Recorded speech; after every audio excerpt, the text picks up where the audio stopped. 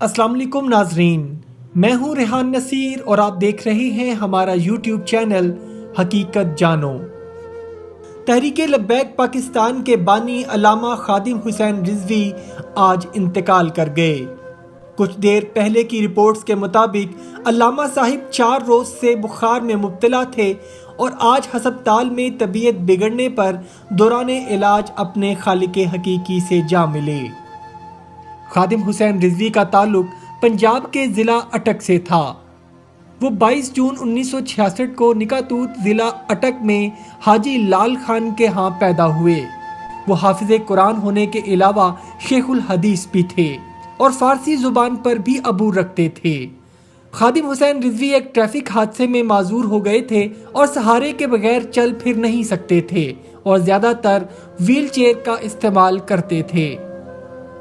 France میں حکومتی سرپرستی میں گستاخانہ خاکوں کے خلاف فیض آباد انٹرچینج پر احتجاج کے بعد 2 روز قبل ہی خادم حسین رضوی کی قیادت میں تحریک لبیک پاکستان نے حکومت سے مذاکرات کیے تھے اور حکومت نے ان کے مطالبات کو مانتے ہوئے فرانس کے سفیر کو ناپسندیدہ شخصیت قرار دینے اور ملک بدر کرنے کی یقین دہانی کروائی تھی۔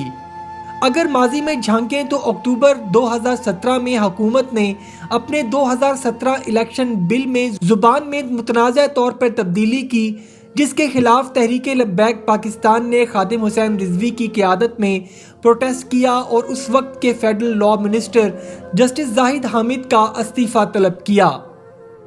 اس کے علاوہ گستاخی رسول حضرت محمد صلی اللہ علیہ وآلہ وسلم کی مرتکب آسیہ بی بی کے خلاف تحریک لبیک نے پورے ملک میں احتجاج اور جلوسوں کا سلسلہ شروع کیا جو کئی روز تک جاری رہا۔ خادم حسین رضوی کی سپریم کورٹ سے مانگ تھی کہ آسیہ بی بی کو سزائے موت دی جائے۔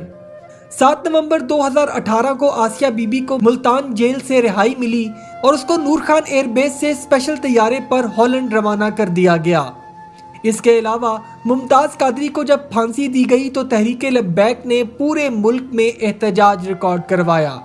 2018 کے قومی الیکشن میں تحریک لبیک پاکستان ایک مذہبی سیاسی پارٹی کے طور پر ابھری اور خادم حسین رضوی نے کرین کے نشان پر 2018 کے الیکشن لڑے، جس میں سندھ اسمبلی کی 3 نشستوں کے علاوہ ان کو کامیابی حاصل نہیں ہو سکی۔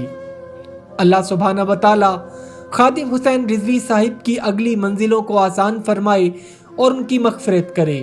آمین ثم آمین۔